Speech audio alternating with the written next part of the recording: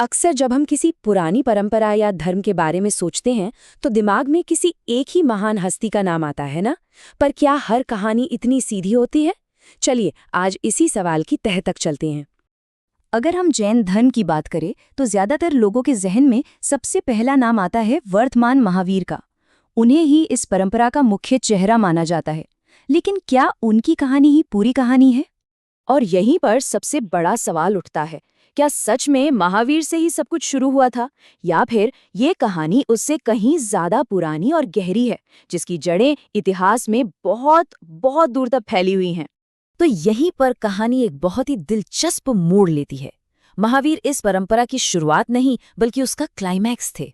जैन दर्शन में समय को एक पहिए की तरह देखा जाता है, एक चक्र की तरह, और महावीर इस युग के अंतिम शिक्षक थे।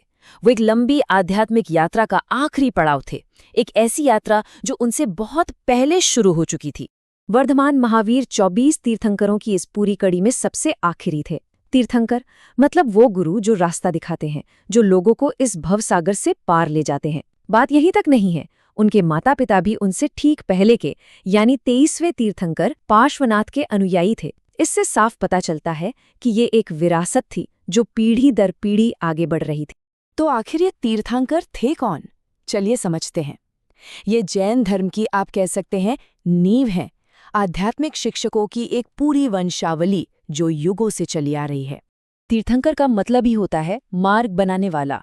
एक तरह से वो आध्यात्मिक लाइट हाउस थे जो पीढ़ियों को ज्ञान और मुक्ति के रास्ते पर गाइड करते थे। उनकी शिक्षाओं पर ही पूरा का पूरा जैन धर्म टिका हुआ है। और ये परंपरा कितनी बड़ी है? 1, 2 या 10 नहीं, बल्कि पूरे 24 तीर्थंकर।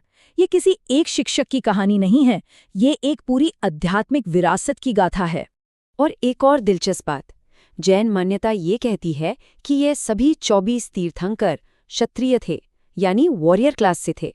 ये उस समय के समाज को भी दिखाता है जहां योद्धा वर्ग को सिर्फ शारीरिक ही नहीं बल्कि आध्यात्मिक शक्ति और अनुशासन का भी प्रतीक माना जाता था।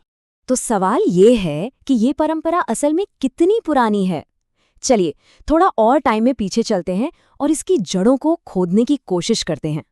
देखिए, जैन परंपरा खुद ये मानती है कि उनका धर्म बहुत पुराना है, इतना पुराना कि वो इसे उस दौर की मुख्य वैदिक परंपरा, जिसे हम आर्य ब्राह्मणवाद कहते हैं, उससे भी पहले का मानते हैं।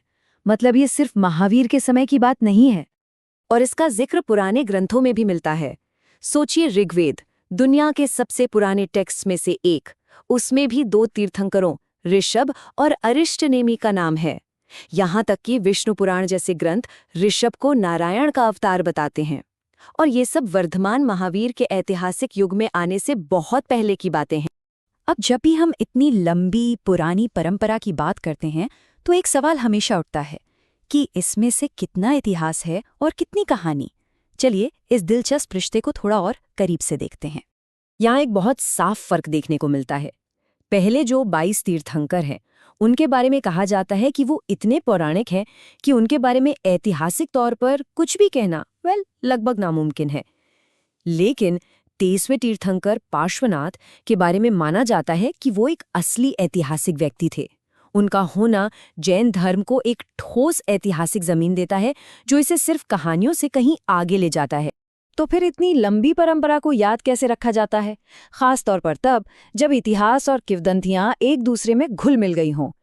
इसका जवाब छिपा है प्रतीकों में। हर एक तीर्थंकर की अपनी एक अलग पहचान है, उनका नाम और उनका एक खास प्रतीक।